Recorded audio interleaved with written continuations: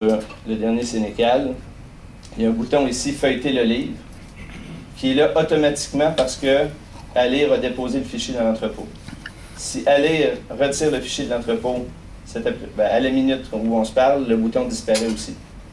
Si on rajoute un fichier dans l'entrepôt, le bouton apparaît automatiquement ici. Et donc là, je peux voir les pages que Jean a choisi de rendre disponibles. S'il avait choisi les 20 premières, c'est les 20 premières. Si c'est les 8 premières, et puis dans le cas d'un livre documentaire, disons, c'est la section index, ce sera la section index. L'éditeur a complètement la maîtrise de ce qui est rendu disponible. Donc, je n'embarque pas dans le détail, mais il faut comprendre c'est quoi le fonctionnement général du système. Quand on dit que c'est des passerelles techniques ou des web services, c'est que les sites de librairie se synchronisent avec le contenu de l'entrepôt. Quelques éditeurs ont aussi mis le feuilletage sur leur site, toujours de la même façon. Quand vous déposez le fichier dans l'entrepôt, il devient feuilletable sur votre site. Et il y a des bibliothèques qui nous sollicitent aujourd'hui pour le faire à l'intérieur du catalogue de la bibliothèque. On peut repérer 60 000 visionnements du feuilletage d'un livre au cours des 6 derniers mois. Donc, c'est-à-dire que ça correspond à un besoin. Et ça croît chaque mois. Typiquement, il y a eu 12 000 accès en août pour des feuilletages de l'un ou l'autre des livres présents dans l'entrepôt.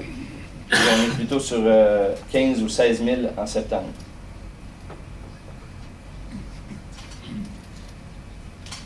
Pour ce qui est des passerelles qui permettent la vente, la commercialisation des fichiers, on a 2 libraires aujourd'hui qui ont fait effectivement l'implantation de la passerelle pour vente de fichiers présents dans l'entrepôt. Évidemment, Joli.ca qui est à Archambault, mais aussi immatériel.fr qui est un petit libraire exclusivement en ligne en France. Ça fonctionne très bien, on n'a pas de support, on n'a pas de problème technique, ça roule très bien. 4 autres s'apprêtent à le faire.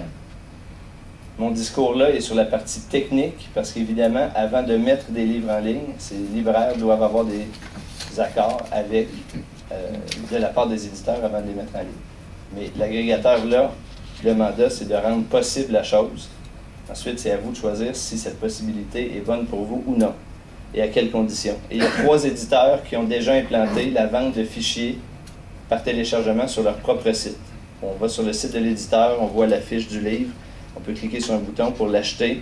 C'est le site de l'éditeur qui fait la transaction, qui prend le numéro de la carte de crédit, qui gère le fichier client.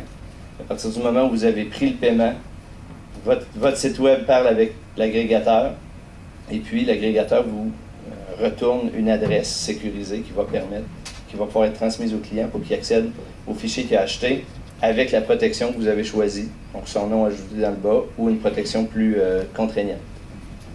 Aujourd'hui, tout ça, ces deux branchements-là et ceux des éditeurs, ça remonte dans le meilleur des cas à 6 à 8 semaines. Aujourd'hui, on est sur un rythme d'à peu près une centaine de ventes de fichiers distincts chaque semaine. Où on en est avec le développement par ailleurs, on l'a évoqué, je ne vais pas plus loin, on est à travailler avec les consortiums d'achat de bibliothèques pour voir comment on peut avancer avec eux là-dessus.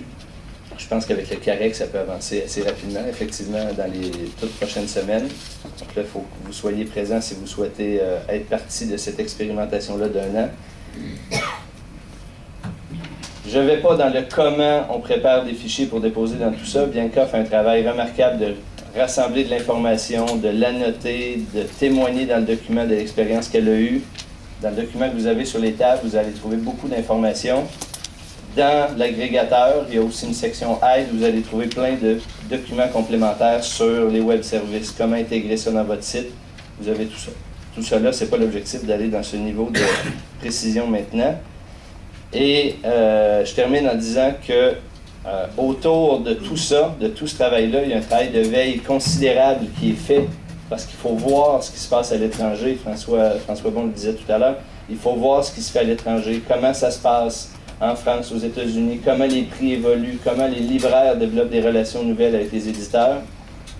Je fais avec l'équipe chez nous une veille sur ce qui se passe autour de l'édition numérique. Ce n'est pas une veille exhaustive, il n'y a pas d'engagement de notre part à s'y en aller tous les jours, mais tout ce qu'on trouve pour nos propres fins sont rendus disponibles à votre intention si vous le souhaitez. Il y a déjà 70 personnes qui l'ont fait, mais peut-être que certains ne le savent pas.